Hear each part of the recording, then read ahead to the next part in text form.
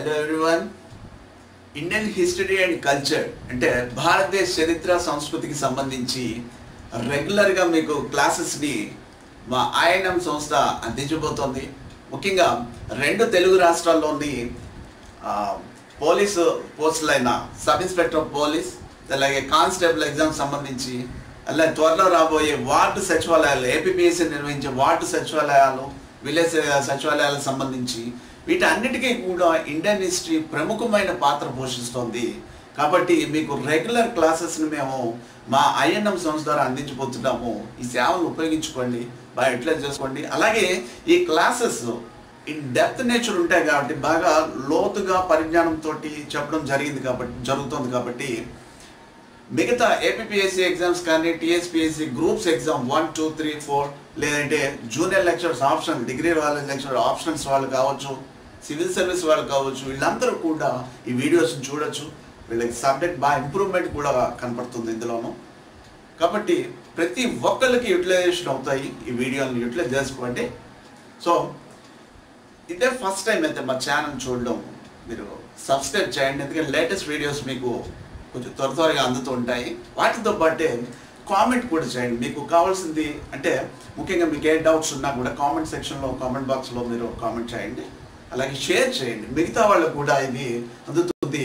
వాటితో పాటే వాళ్ళు కూడా చూడగలుగుతారు, వాళ్ళు కూడా సబ్స్క్రైబ్ చేయగలుగుతారు. ఓకే, మరి ఈ వీడియో తాలూకా ప్రధాన ధ్యేయం ఏంటంటే ముఖ్యంగా భారతదేశ చరిత్రకు సంబంధించి మీకు కాంపిటేటివ్ ఎగ్జామ్లో ఎన్ని మార్కులు వస్తున్నాయి, ముఖ్యంగా ఎస్ఐ కానిస్టేబుల్ సంబంధించి అటు రెండు రాష్ట్రాల్లోనూ ఎస్ఐ కానిస్టేబుల్ సంబంధించి ఇండియన్ హిస్టరీ అండ్ కల్చర్కి ఎంత వెయిటేజ్ ఉంటుంది. వాటితో పాటే చరిత్ర అంటే ఏమిటి, చరిత్రను ఏ విధంగా విభజిస్తారు, అలాగే భారతదేశ చరిత్ర సంస్కృతి అంటున్నాం, దాని వివరణ ఏంటి, ఒక పరిచయం చేసుకోవాలి. వాటితో పాటే భారతదేశ చరిత్రను ఏ విధంగా విభజిస్తున్నాం. ఫైనల్గా మనం ఈ భారతదేశ చరిత్ర సంస్కృతి అంటున్నాం ఎలా గుర్తుపెట్టుకోవాలి. చాలా డెప్త్ ఉంటుంది, సిలబస్ మొత్తం చాలా పాటలు చదవాల్సి వస్తుంది. వీటన్నిటిని మనం ఎలా గుర్తుపెట్టుకుంటాం, ఇలాంటి అంశాన్ని ఇప్పుడు మనం ఈ వీడియోలో చర్చిద్దాం. ఓకే, ఫస్ట్గా అసలు ఈ చరిత్ర Indian history and culture, Indian history and culture అంటే భారతదేశ చరిత్ర సంస్కృతిలో భాగంగా ఇవి ఆంధ్రప్రదేశ్ ఎస్ఐ సంబంధించి సబ్ ఇన్స్పెక్టర్ సంబంధించి ప్రిలిమినరీ ఎగ్జామ్లో 15 మార్కులు అప్రాక్సిమేట్ 15, 16, 17 లేదా 15 ఇలా వస్తున్నాయి. మెయిన్స్ ఎగ్జామ్లో 30కి తగ్గట్లేదండి, 30కి అటు ఇటుగా ఉంటున్నాయి. అలాగే టీఎస్ఎస్ఐకి సంబంధించి సేమ్ ఇదే ఉంటుందండి, 15, 30గానే ఉంటున్నాయి. తర్వాత కానిస్టేబుల్ సంబంధించి ప్రిలిమినరీలో వచ్చేసి 30, అలాగే మెయిన్స్లో వచ్చేసి 30 మార్కులు. తెలంగాణ సంబంధించి ప్రిలిమినరీకి వచ్చేప్పటికి 20 మార్కులు, మెయిన్స్కి వచ్చేప్పటికి 20 మార్కులు. ఈ విధమైన కేటాయింపులు జరుగుతున్నాయండి. ఇవి ఆంధ్రప్రదేశ్ సబ్ ఇన్స్పెక్టర్ పోస్టులకు సంబంధించి ప్రిలిమినరీలో 15 మార్కులు, మెయిన్స్లో 30 మార్కులు. అలాగే తెలంగాణ సంబంధించి ప్రిలిమినరీలో 15 మార్కులు, మెయిన్స్లో 30 మార్కులు. కానిస్టేబుల్ ఎగ్జామ్ సంబంధించి ప్రిలిమినరీలో 30, మెయిన్స్లో 30 ఆంధ్రప్రదేశ్, తెలంగాణకి ప్రిలిమినరీలో 20. ఎందుకు ఇక్కడ తప్పుతున్నాయంటే తెలంగాణ హిస్టరీ ఒకటి పార్ట్గా ఉంటుంది, తెలంగాణ ఉద్యమాలు ఉంటాయి, అందువల్ల ఇక్కడ కొంచెం మార్కులు తగ్గింపు ఉంటుందండి. కాబట్టి ఎక్కువ వెయిటేజ్ హిస్టరీకి ఉందని అర్థం చేసుకోవాలి. వాటితో పాటే ఈ సచివాలయాల ఎగ్జామ్ కూడా దగ్గరగా 10 నుంచి 15 మార్కులు వచ్చే అవకాశాలు ఉన్నాయి. అవి ఇన్ డెప్త్ నేచర్గా ఉంటున్నాయి. క్వశ్చన్స్ మీకు డైరెక్ట్ ఫ్యాక్ట్ ఓరియంటెడ్గా ఉన్నా కూడా అది 4-5 క్వశ్చన్లు కలిపి ఇవ్వడం, 4-5 ఆన్సర్లు కింది వాటిలో సరైనది ఈ రకాలు ఇవ్వడం, అసెషన్ అండ్ రీజనింగ్ ఇవ్వడం, ఈ టైప్లో ఉన్నాయి. కాబట్టి మనం చాలా డెప్త్గా కొంచెం చదవాల్సి ఉంటుందండి. సో మీరు మాత్రం సినాప్సిస్ గైడ్ని దూరం అయ్యి టెక్స్ట్ బుక్లలోకి రండి, అలాగే మా క్లాసెస్ని చూడండి. వీటి వల్ల మీకు హిస్టరీ, రియల్ హిస్టరీ, ఎందుకంటే సినాప్సిస్ గైడ్స్ అన్నీ కూడా ఫ్యాక్ట్ ఓరియంటెడ్గా ఉంటున్నాయి కాబట్టి అది మీకు వర్కౌట్ కాదు. ఇప్పుడు ప్రస్తుతం ఉన్న ఎగ్జామ్ ట్రెండ్కి ముఖ్యంగా తెలంగాణ ఎగ్జామ్ పేపర్ తీసుకుంటే మాత్రం సివిల్స్ స్థాయిలో మాత్రం ఉంటున్నాయండి. ఈవెన్ తో కానిస్టేబుల్ కావచ్చు, ఎస్ఐది కావచ్చు, ఇవి మాత్రం ఆంధ్ర సంబంధించి ఒక మోస్తరుగా ఉంటున్నాయి. కాబట్టి అత్యధికంగా మీరు మార్కులు సంపాదించాలంటే ఇన్ డెప్త్ నేచర్ ఉండాలి, బాగా విశ్లేషించే జ్ఞానాన్ని సంపాదించాలి. మా ఛానల్ కూడా మీకు తోడ్పాటు అందిస్తుంది, రెగ్యులర్ క్లాసెస్ను కూడా అందించడం జరుగుతుంది. ఓకే, మరి ఇప్పుడు మార్కులు కేటాయింపు చూసాం. మనం ఇంట్రడక్షన్లోకి వెళ్దాం. చరిత్ర అంటే ఏంటి అనేది ఇక్కడ చాలా ముఖ్యమైనది, మనం తెలుసుకోవాలి కూడా. చరిత్ర అంటే సాధారణంగా అందరూ చెప్పేది ఏంటంటే గత సంఘటనల తాలూకా ఒక రికార్డ్ అంటారు. అంటే గత సంఘటనల్ని ఒక వరుస క్రమంలో రచించుకుంటూ వచ్చిందే చరిత్ర అని చెప్పడం జరుగుతుంది. కానీ ఇది సరైన నిర్వచనం కాదండి. ఎందుకంటే మనిషి సాధించిన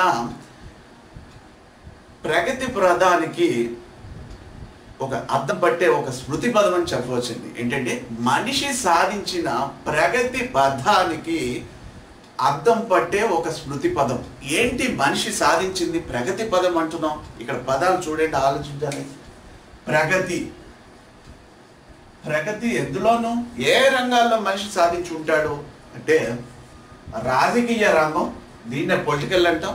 అలాగే పరిపాలన విధానం, పరిపాలన రంగాలు, వాటితో పాటే సామాజిక రంగం, సోషల్, తర్వాత ఆర్థిక రంగం, ఎకనామిక్, అలాగే మత విధానాలు ఏ విధంగా ఉన్నాయి, రిలీజియస్ పాలసీస్, అలాగే కల్చర్, సాంస్కృతిక రంగం అంటే లిటరేచర్, ఆర్ట్ అండ్ ఆర్కిటెక్చర్, కట్టడాలు, శిల్పాలు, ఇలా ఇవన్నీ సాంస్కృతిక విధానాల్లోకి వస్తాయి. సో మనిషి సాధించిన ప్రగతి ఏ రంగాల్లో అంటే రాజకీయ రంగం, వాటి అనుబంధంగా పరిపాలన రంగం, తర్వాత సామాజిక రంగం, తర్వాత ఆర్థిక రంగం, తర్వాత మత రంగం లేదా మత విధానాలు ఏ విధంగా ఉన్నాయన్నది, అలాగే సాంస్కృతిక రంగం. వీటిల్లో మార్పులు ఒక ప్రగతి పదంలో ముందుకు నడిపిస్తూ ఉంటాయి. వీటన్నిటినీ కూడా మనకి అందించేదే చరిత్ర. ఇదండి సరైన నిర్వచనం. అంటే ఒక సమాజంగా నివసించే మానవుల కథే చరిత్రగా చెప్తాం. ఆ మానవుల కథలో భాగాలైనవే ఇవి. మీకు సిలబస్లో కూడా ఇండియన్ హిస్టరీ ఇచ్చినప్పుడు మీరు గమనిస్తే పొలిటికల్ ఆస్పెక్ట్స్, సోషల్ ఆస్పెక్ట్స్, అలాగే ఎకనామిక్, రిలీజియస్, కల్చరల్ ఆస్పెక్ట్స్ నుంచే మీరు చదవాలి అనే కోణం నుంచి మీకు సిలబస్ కూడా ఉంటుందండి. ఇది సో చరిత్ర నిర్వచనం. మరి చరిత్ర విభజన ఏ విధంగా చేశారు? చరిత్ర విభజన వీటిని ఏ విధంగా విభజించడం జరిగింది తీసుకుంటే సాధారణంగా స్క్రిప్ట్ను ఆధారం చేసుకుని, స్క్రిప్ట్ అంటే లిపిని ఆధారంగా చేసుకుని చరిత్రని రాయడం జరుగుతుంది. స్క్రిప్ట్ లేకుండా చరిత్రను రాయడం జరుగుతుంది. మరి ఈ స్క్రిప్ట్ను ఆధారం చేసుకుని చరిత్రని మన పురాశాస్త్రజ్ఞులు లేదా చరిత్రకారులు 3 భాగాలుగా విభజించడం జరిగింది. అది ఒకటి ప్రీ హిస్టరీ అంటే ప్రాక్ చరిత్ర, అలాగే పురాచారిత్రక యుగం అంటే ప్రోటో హిస్టారిక్ పీరియడ్ అంటాం. ప్రీ హిస్టరీ అంటే ప్రాక్ చరిత్ర ఫస్ట్ పార్ట్, రెండో పార్ట్ పురాచారిత్రక యుగం అంటే ప్రోటో హిస్టరీ, మూడవది హిస్టారికల్ పీరియడ్. ప్రాక్ చరిత్ర, ప్రీ హిస్టరీ, పురాచారిత్రక, ప్రోటో హిస్టరీ, హిస్టారికల్ పీరియడ్, చారిత్రక యుగం. ఈ 3 విభజనలు ఏమి ఆధారంగా జరిగిందంటే లిపిని ఆధారం చేసుకుని జరిగింది. మొదటిది ప్రాక్ చరిత్ర అంటే మానవ ఆవిర్భావం నుంచి, అంటే దగ్గరగా 4.5 మిలియన్స్ అంటే 45 లక్షల సంవత్సరాల నుంచి కూడా అతను పరిణామం చెందుతూ వచ్చాడు. ఈ దశలో అతను అనాగరిక జీవితాన్ని గడిపాడు. అతనికి స్క్రిప్ట్, లిపి అనేది తెలియదు. సైగల ద్వారానే అతను జీవనాన్ని సాగించడం. అలాగే మరి ఈ సమయంలో అతను వాడిన పరికరాలు, పనిముట్లు, ఆయుధాలు మనకి చరిత్ర రచించడానికి ఉపయోగపడతాయి. అంటే పురావస్తు ఆధారాలు ఇక్కడ అత్యధికంగా ఉన్నాయండి ప్రాక్ చరిత్రలో. లిపి అనేది ఇక్కడ లేదు. అందువల్లే లిపి తెలియని కాలాన్ని, స్క్రిప్ట్ తెలియని కాలాన్ని మానవ నాగరికతను రచించేటప్పుడు పురావస్తు ఆధారాలతోటి రచించడం జరిగింది కాబట్టి దీన్ని ప్రీ హిస్టరీ అంటారు. మరి హిస్టారికల్ పీరియడ్కి ప్రీ హిస్టరీకి మధ్య ఒక దశ ఉంది, సంధి దశ అంటాం, మధ్యస్థ దశ. అది ఏంటంటే అది పురా చారిత్రక యుగం, ప్రోటో హిస్టరీ అంటున్నాం. అంటే ఇక్కడ స్క్రిప్ట్ అనేది కనుక్కోవడం జరిగింది, కానీ అది మనం ఇంకా పూర్తిగా అర్థం చేసుకోలేకపోతున్నాం. దీనికి బెస్ట్ ఎగ్జాంపుల్గా మనం చెప్పేది హరప్పన్ కల్చర్ లేదా ఇండస్ వ్యాలీ సివిలైజేషన్. హరప్పా సంస్కృతి లేదా సింధు లోయ నాగరికతని చెప్పవచ్చు అండి పురా చారిత్రకం, ప్రోటో హిస్టరీలో భాగంగా. ఎందుకంటే అది ఇంకా మనం పూర్తిగా డెస్పర్ చేయలేకపోయాం. డెస్పర్ మీన్స్ కనిపెట్టలేకపోతున్నాం, ఇంకా పరిశోధన దశలో ఉన్నాం. ఇలాంటి వాటిని మనం ప్రోటో హిస్టరీ అంటాం. మరి హిస్టరీ అంటే ఏంటండి? హిస్టారికల్ పీరియడ్ అంటే స్క్రిప్ట్ అవైలబిలిటీ ఉంది, స్క్రిప్ట్ ఆధారంగా చరిత్ర రచించడం జరుగుతుంది. ఇదండి. So pre history, proto history, historical period. ఎప్పుడైతే లిపి కనుక్కోవడం మొదలైందో అప్పటి నుంచి చరిత్ర మనం ఆ లిపిని ఆధారం చేసుకుని పూర్తిగా వాజ్మేయ ఆధారంగా ఇవన్నీ కూడా రచించడం జరుగుతుంది. ఇదండి. Okay, pre history, proto history, historical period. ఇది వరల్డ్ కాంటెక్స్ట్ లో చెప్పుకుంటే అంటే ప్రపంచ పరంగా భారతదేశానికి ఇదే వర్తిస్తుంది. ఈ హిస్టారికల్ పీరియడ్ వచ్చేప్పటికి కొంచెం బౌద్ధ యుగానికి వచ్చేప్పటికి మనకి స్క్రిప్ట్ అందుబాటులోకి రావడం, వాటితో పాటే ఇంకా మనకి ప్రత్యక్ష సంబంధం అంటే అశోకుని శాసనాలు ప్రజలతో ప్రత్యక్ష సంబంధం కల్పించుకున్నాయి. స్క్రిప్ట్ కూడా మనకి అవైలబిలిటీ ఉన్నది, అథెంటిక్ గా ఉన్నది అశోకుని కాలం నుంచి అండి. చారిత్రక మన చరిత్ర ప్రారంభమైంది అంటే లిపి ఆధారంగా ప్రారంభమైంది ఎక్కడి నుంచి అంటే బౌద్ధ యుగం నుంచి కూడా చెప్పవచ్చు అండి ఇది. So pre history, proto history, historical period. Next ఇది విభజన అయింది. మరి భారతదేశ చరిత్ర అంటున్నాం. ఇప్పుడు చూసాం కదండి, చరిత్ర అంటే ఏంటి? ఆ ప్రపంచంలో చరిత్రకారులు అందరూ చరిత్రను లిపి ఆధారంగా చేసుకుని రచించడం జరిగింది. వాటి ఆధారంగా చేసుకునే 3 భాగాలు చేశారని చెప్పు. ఇప్పుడు మరి ఇండియన్ హిస్టరీ అండ్ కల్చర్ అంటున్నాం కదండి. ఇండియన్ హిస్టరీ అండ్ కల్చర్ అన్నప్పుడు మరి వాటి గురించి కూడా తెలుసుకోవాలి, ఎందుకంటే మన పాఠాలన్నీ వీటి మీద ఆధారపడి ఉన్నాయి. Indian history and culture.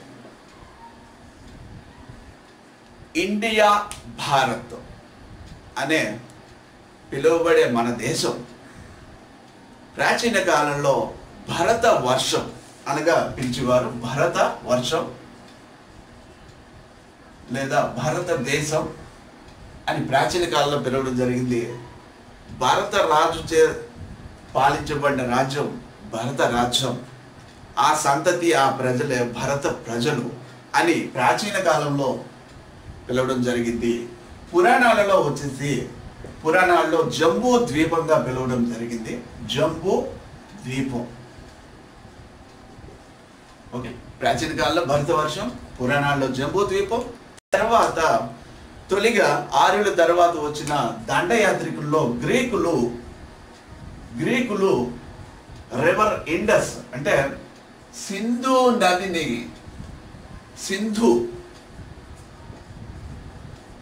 సింధుని Indus గా పలికారండి. ఇండస్. ఇదే తర్వాత కాలంలో ఇండియాగా పరిణామం చెందింది. గ్రీకులు సింధు నదిని ఇండస్ గా పిలిచారు. ఇదే తర్వాత కాలంలో ఇండియాగా మారింది. అలాగే తర్వాత వచ్చిన పార్సీకులు దీన్ని సింధుని హిందుగా పిలిచారండి. సింధుని ఏమన్నారు? హిందూ. హెచ్ అనమాట, ఎస్ బదులు హెచ్. సో ఇదే తర్వాత కాలంలో హిందుస్థాన్ హిందూగా మారిందండి. హిందూగా మారింది. తర్వాత కాలంలో హిందుస్థాన్ అయింది. అందుకే భారతదేశానికి పలు పేర్లు ఉన్నాయి.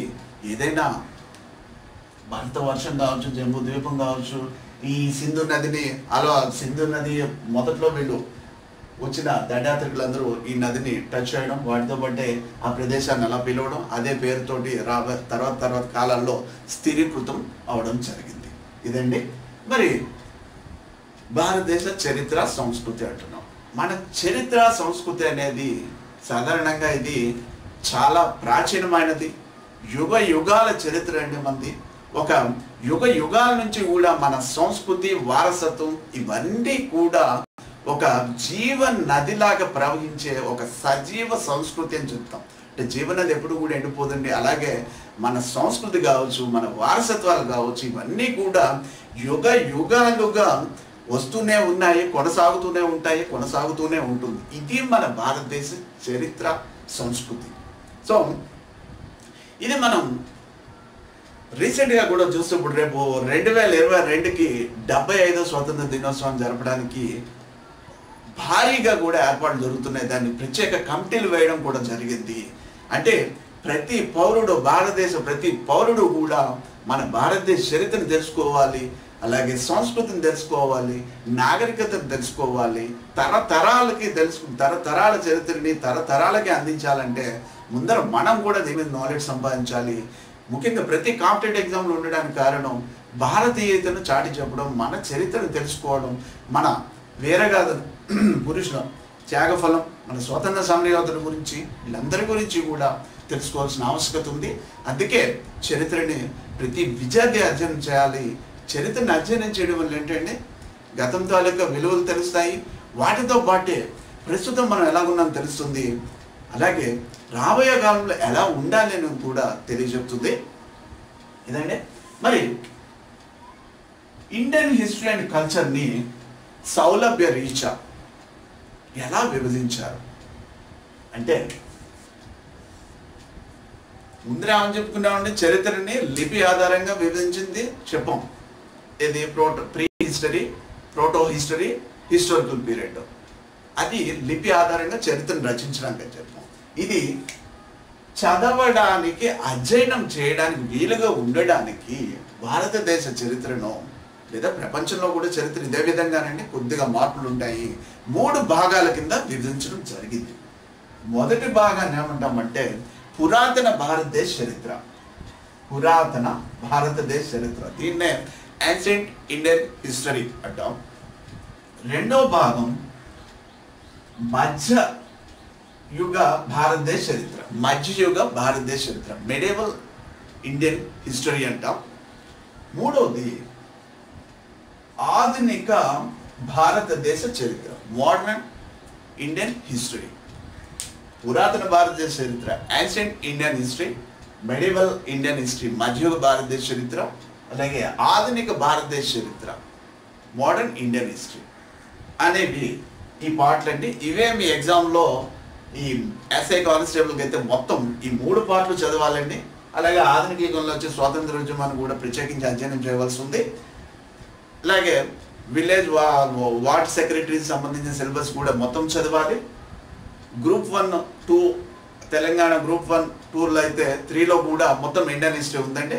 బట్ ఆంధ్రప్రదేశ్ సంబంధించి ఏపీపీఎస్సీ ఎగ్జామ్స్లో మాత్రం గ్రూప్ 1కి మాత్రం మొత్తం ఇండియన్ హిస్టరీ ఉంది. మిగతా అన్ని ఎగ్జామ్లకి కూడా మోడర్న్ పీరియడ్ని ఇవ్వడం జరుగుతుంది. కాబట్టి అందరికీ యూటిలైజ్ అవుతాయి, ఫాలో అవ్వండి. మరి ఈ పురాతన భారతదేశ చరిత్ర అంటున్నాం, కేవలం మన సౌలభ్యం కోసం అంటే చదవడం కోసమే ఈ విభజన జరిగిందా, లేదంటే ఈ విభజన చేయడానికి ఏమైనా ఆధారాలు ఉన్నాయా అంటే, ఈ విభజన చేయడానికి వెనకాల చాలా పెద్ద కసరత్తు ఉందండి. చాలా పెద్దగా చెప్పుకోవాల్సిన అవసరం కూడా ఉంది. ఇక్కడ మొట్టమొదటి చరిత్ర నిర్వచనం ఇచ్చినప్పుడు ఏమని చెప్పామంటే, మానవుడు సాధించిన ప్రగతి పదం అర్థం పట్టే ఒక స్మృతి పదం. ప్రగతి పదానికి ఏంటంటే చెప్పాం, ఏ రంగాలని చెప్పాం, ఆర్థిక, మత, రాజకీయ, సామాజిక, సాంస్కృతిక, అలాగే పరిపాలన, ఇలాంటి విధానాలలో మార్పుల ఆధారంగా తీసుకుని విభజించడం జరిగిందండి. వీటి బేస్మెంట్ అదండి, అది గమనించాలి అందరూ కూడా. చరిత్ర అంటే కేవలం పొలిటికల్ ఆస్పెక్ట్స్ అనో కాదండి, అన్ని రంగాల్లోనూ మార్పులను తీసుకుని రచించడం జరిగింది. వీటినే పురాతనం. పురాతనం అనేది మన భారతదేశానికి సంబంధించి దాదాపు మానవ ఆవిర్భావం అంటే రఫ్గా అప్రాక్సిమేట్లీ 20 లక్షల నుంచి మొదలుపెట్టి 20 లక్షల క్రీస్తు పూర్వం BC అంటాం. 20 లక్షల నుంచి మొదలుపెట్టి 647 AD క్రీస్తు శకం అంటే హర్షుని మరణం వరకు మానవ ఆవిర్భావం నుంచి నాగరికత మొదలు మన పురాతన మన ప్రీ హిస్టరీ ప్రాక్చరిత్ర మొదలైన దగ్గర నుంచి కూడా తీసుకుని వాటితో పాటే హర్షుని మరణం అంటే క్రీస్తు 647 వరకు ఉన్న మంచి కాలాన్ని పురాతన భారతదేశ చరిత్రగా చెప్పడం జరుగుతుంది. అంటే ఈ కాలంలో వచ్చి ఇవన్నీ కూడా దగ్గరగా పరిపాలనా విధానాలు, రాజకీయ విధానాలు, ఆర్థిక విధానాలు ఒకరిని పోలి కొంత ప్రభావాన్ని చూపెడుతూ మార్పులు లోనవుతూ ఉంటాయండి కొద్దిగాను. ఇది మరి మధ్యయుగ భారతదేశ చరిత్ర అంటాం. మధ్యయుగ భారతదేశ చరిత్ర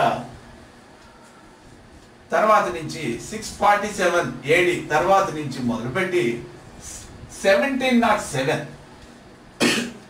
AD వరకు అంటే హర్షుని మరణం తర్వాత ఉన్న భారతదేశ వ్యవస్థ వాటితో పాటే 1700 ఏళ్ళలో ఔరంగజేబ్ చనిపోయిన వరకు ఉన్న కాలాన్ని మధ్య కాలాన్ని మధ్యయుగ భారతదేశ చరిత్ర అంటాం.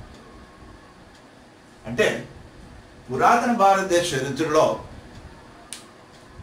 చక్రవర్తి అధికారాలు పరిపాలనా పరంగా, తర్వాత రాజకీయ పరంగా, ఎకనామిక్ పరంగా కానీ అతనికి అన్ని విధాలుగా కూడా ఉన్నతిని కల్పించింది పురాతన చరిత్రలో. పురాతన భారతదేశ చరిత్ర అంతా కూడా చక్రవర్తుల హయాంలో నడిచాయి. కానీ అప్పుడే దానికి ఒక అండర్ లేయర్లో సమానంగా ఏం చేశారంటే వాళ్ళ దగ్గర డబ్బులు లేని సమయంలో, ధనాలు లేని సమయంలో, ఇన్కమ్ సోర్స్ లేని సమయాల్లో చాలా మందికి ల్యాండ్స్ దానం చేయడం జరిగింది. భూదానాలు జరిగిన తర్వాత అదే రాబోయే కాలంలో ఏమైందంటే భూదానాలు జరిగి పెద్ద ఎన్నో ఎకరాలు, ఎన్నో గ్రామాలు, ఎన్నో దానాల రూపంలో వెళ్ళిపోయాయి. సామంతులు వీళ్ళందరూ ఏర్పడ్డారు. అలాగే పురోహితులకు ఇవ్వడం జరిగింది. ఇవి ఇచ్చినవన్నీ కూడా వీళ్ళు తర్వాత కాలంలో ఇదే భూస్వామ్యీకరణ కింద మారిపోయింది. అంటే ఫ్యూడలిజం కింద మారింది. తర్వాత ఏమైందంటే రాబోయే కాలంలో నెక్స్ట్ వచ్చేవాడికి మెడివల్ పీరియడ్కి వచ్చేప్పటికి ఈ భూస్వాములు ఎవరైతే ఉన్నారో భూమిని ఆధీనంలో తీసుకుని రాజులు భూములు దానం చేసిన వీళ్ళందరూ కూడా బలవంతులుగా తయారయ్యి రాజుని చక్రవర్తి అధికారాలన్నీ వీక్ చేయడం జరిగింది. సో అతను ఏమైందండి చక్రవర్తి వేళ మీద ఆధారపడే పరిస్థితికి వచ్చింది. ఇది మనకి మొదలైన కాలం నుంచి ఔరంగజేబ్ మరణం వరకు కూడా మనం ఈ కాలాన్ని మధ్యయుగ భారతదేశ చరిత్ర అంటాం. అంటే అలాగని చెప్పి మొత్తం అంతా కూడా ఫ్యూడేటరీ అంటే భూస్వాములు వాళ్ళ చేతుల్లోనే ఉందా అంటే ఎప్పుడైతే రాజరికం వీక్గా ఉంటుందో వీళ్ళు స్వతంత్రించడానికి అవకాశం వచ్చిందండి. అంటే ల్యాండ్ గ్రాంట్స్ని ఇవన్నీ కూడా భూస్వామ్యకరణకి ఆధారం చూపాయి. అంటే శాతవాహన పీరియడ్లో మొట్టమొదటిగా మనకు తెలుస్తుందండి భూములు పురోహితులకి మిగతా అందరికీ కూడా దానం చేయడం అనేది. ఇదే రాను వీక్ అయిపోతూ రాజ్యం వీక్ అవుతూ చక్రవర్తి అధికారాలు వీక్ అవుతాయి అన్నదండి కొంతకాలం తర్వాత మార్పు చూపించింది. ఆ మార్పు మొదలైన దగ్గర నుంచి మనం తీసుకున్న కాలమే మిడివల్ ఇండియన్ హిస్టరీ అంటాం. చరిత్ర ఇదండి. మరి ఔరంగజేబ్ మరణాన్ని ఎందుకు తీసుకోవాల్సి వచ్చింది అంటే 1707 వరకు కూడా భారతదేశం వీక్ కాలేదండి. మంచి చక్రవర్తులు పరిపాలించారు, సుల్తాన్లు పరిపాలించారు. అంతవరకు కూడా మధ్యయుగ భారతదేశ చరిత్రగానే మనం లెక్క కడతాము.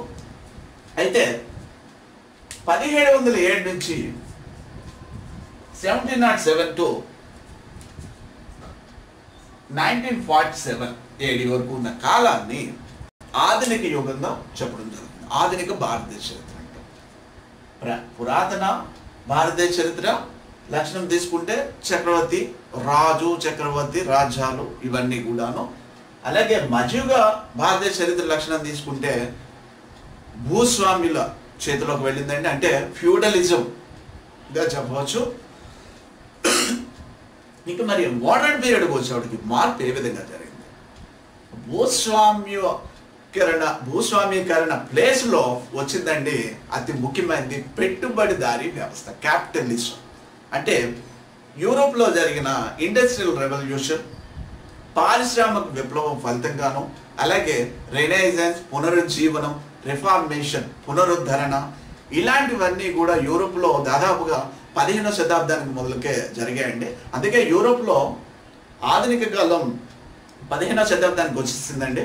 కానీ యూరోపియన్ ట్రేడింగ్ కంపెనీస్ మన దేశానికి వచ్చిన తర్వాత, ఇండియాలో ప్రవేశించిన తర్వాత ఆధునిక భావాలు ప్రవేశించడంతో భారతదేశం యొక్క చరిత్ర ఒక మలుపు తిరిగింది.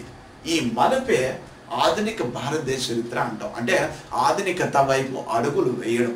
ఆధునికత వైపు అంటే మోడర్నైజేషన్, మన డ్రెస్ స్టైల్లో మోడర్నైజేషన్, మన ఎడ్యుకేషన్లో మోడర్నైజేషన్, మన విధానాల్లో కల్చర్లో మోడర్నైజేషన్, ఇలా సెపరేట్ వేస్ అన్నీ కూడా మోడర్న్ రావడం జరిగింది. ఈ కాలం ఔరంగజేబు మరణం తర్వాత నుంచి మనం భారతదేశ చరిత్ర ఆధునిక కాలాన్ని లెక్కగట్టడం జరుగుతుంది చరిత్రకారులు. ఇదండి. సో ఇక్కడ గమనించవలసింది మార్పులు ఏ విధంగా జరుగుతూ వచ్చాయి. ఈ మార్పుల ఆధారంగానే భారతదేశ చరిత్రని విభజించడం జరిగిందండి.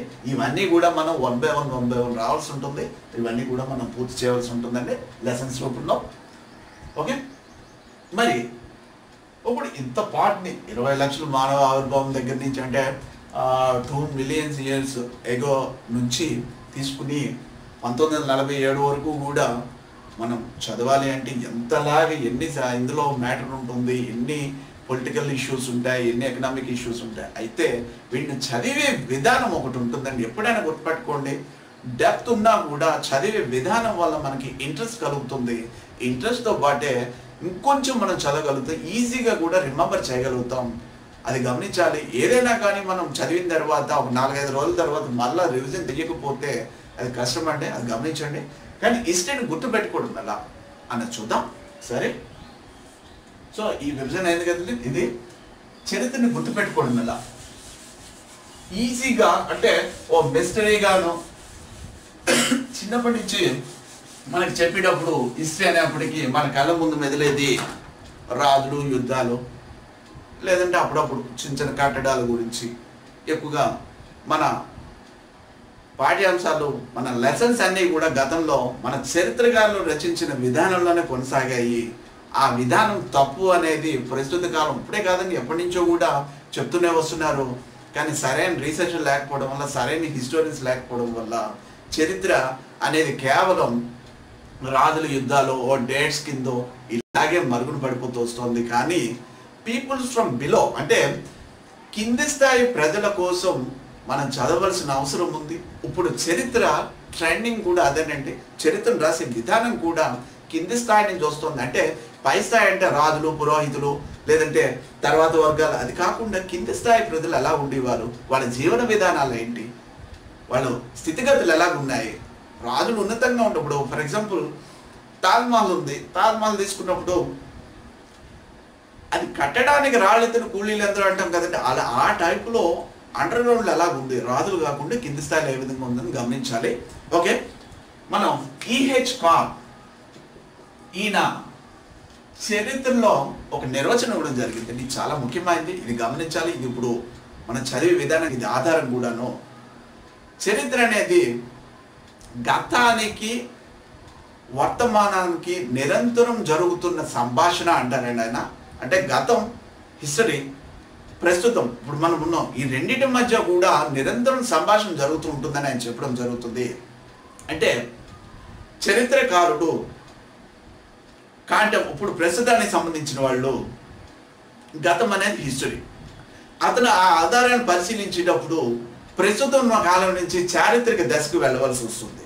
సో ఆ దశకు వెళుతున్నప్పుడు అతని యథార్థాన్ని స్వీకరించేటప్పుడు అతని మీద ప్రభావం ప్రస్తుత సమాజం, ప్రస్తుత ఆర్థిక వ్యవస్థ, ప్రస్తుత రాజకీయ వ్యవస్థ ఇవన్నీ కూడా చూపెడుతూ ఉంటాయి.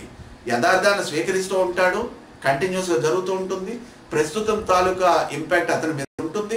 అవి గమనిస్తూ పోల్చుకుంటూ అతను రాయడం జరుగుతూ ఉంటుంది. అక్కడ యథార్థాన్ని ఇస్తూ ఉంటాడు, ఇక్కడ ఈ వివరణ ఇతని మైండ్లో ఉంటుంది. అంటే దీన్ని ఎలా పోలుస్తామంటే మనం, ఫర్ ఎగ్జాంపుల్ ఇప్పుడు ఆంధ్రప్రదేశ్లో లోకల్ బాడీ ఎలక్షన్స్ ఇవన్నీ కూడా ముగిశాయి. మరి ఈ లోకల్ బాడీ ఎలక్షన్స్ని అనగానే మనం చరిత్రలోనూ వెళ్తున్నప్పుడు చదువుతున్నప్పుడు చోళుల గ్రామ పాలన వ్యవస్థ అని వస్తుంది. ఎన్నికలు, నిర్వహణ, స్వయం సంపూర్ణాధికారాలు ఇవ్వడం ఇవన్నీ వస్తాయి. మౌర్యుల కాలం నుంచి గ్రామ పాలన, స్వయం నిర్ణయాధికారాలు ఉన్నా కూడా చోళుల కాలంకి వచ్చేప్పటికి ఏమైంది, చోళరాజు టైంలో గ్రామాన్ని స్వయం సంపూర్ణాధికారాలు ఇస్తూ ఎలక్షన్ నిర్వహించడం జరిగింది. మరి ఈ ఎలక్షన్లో అక్కడ చరిత్రకారుడు లేదా ఒక స్టూడెంట్ ఆ ఎలక్షన్ల కోసం చోళల కాలంలో ఎలక్షన్ల కోసం చదువుతున్నారు. మరి చదివేటప్పుడు ఇప్పుడు జరుగుతున్న దాన్ని లింక్ చేస్తే మీకు చరిత్ర ఎలా ఉంటుందండి? ఇంట్రెస్టింగ్గా ఉండదా? మరి చరిత్ర అంటే ఆ కాలంలో చదివాము ఇలా బోరింగ్గా కాకుండా ఇలా ఇంటరాక్ట్ చేయండి. ప్రతిదీ కూడా ఈచ్ అండ్ ఎవ్రీథింగ్ ఇంటరాక్షన్ వల్ల ఏమవుతుందంటే ఇంట్రెస్ట్ పెరగడం, దాంతోపాటే మీకు ప్రస్తుతం జరుగుతున్న కరెంట్ అఫైర్స్, ప్రస్తుతం జరుగుతున్న పరిణామాల మీద కూడా మీకు కమాండ్ వస్తుంది. కరెంట్ అఫైర్స్లో కూడా ఈజీ అవుతుంది. అలాగే అల్లావుద్దీన్ మార్కెట్ ఖిల్జీ రిఫార్మ్స్ ఉంటాయి. ఇవి ఎగ్జాంపుల్స్ అంటే రేపు లెసన్లో ఇలాగే మీకు ఎగ్జామ్స్ ఇవ్వడం జరుగుతూ ఉంటుంది. అల్లావుద్దీన్ మార్కెట్ ఖిల్జీ రిఫార్మ్స్ ఉన్నాయి. మరి అల్లావుద్దీన్ మార్కెట్ ఖిల్జీ రిఫార్మ్స్ చదువుతున్నప్పుడు మనకి ఏ రోజు మార్కెట్ ధరలు అనుకూలంగా అక్కడ బోర్డు పెట్టడం, రేట్లు ఉంటాయి. మీరు ఇప్పుడు మార్కెట్కి వెళ్ళి గమనించినప్పుడు ఈ రేట్లు అవి కనపడుతూనే ఉంటాయి. సో మరి మార్పు ఏముందండి? అప్పటికి ఇప్పటికి రన్ అవుతూనే ఉన్నాయి కదండి. ఇలాగా అంటే ఎప్పుడు మనం చదువుతున్నా కూడా కరెంటు నేచర్ లింక్ చేస్తూ చదవండి ప్రతిదీ కూడా. అలాగే ఇంకొకటి మోడర్న్ పీరియడ్ సంబంధించి ఇప్పుడు చాలా పెద్ద గొడవ జరుగుతుంది. ప్రైవేటీకరణ. ఈ ప్రైవేటీకరణ చదువుతున్నప్పుడు మనం ఇప్పుడు చదివి at the same time European trading companies భారతదేశానికి వచ్చాయి. ఏ ఉద్దేశంలో వచ్చాయి? భారతదేశంతో వర్తకం చేయడానికి వచ్చాయి.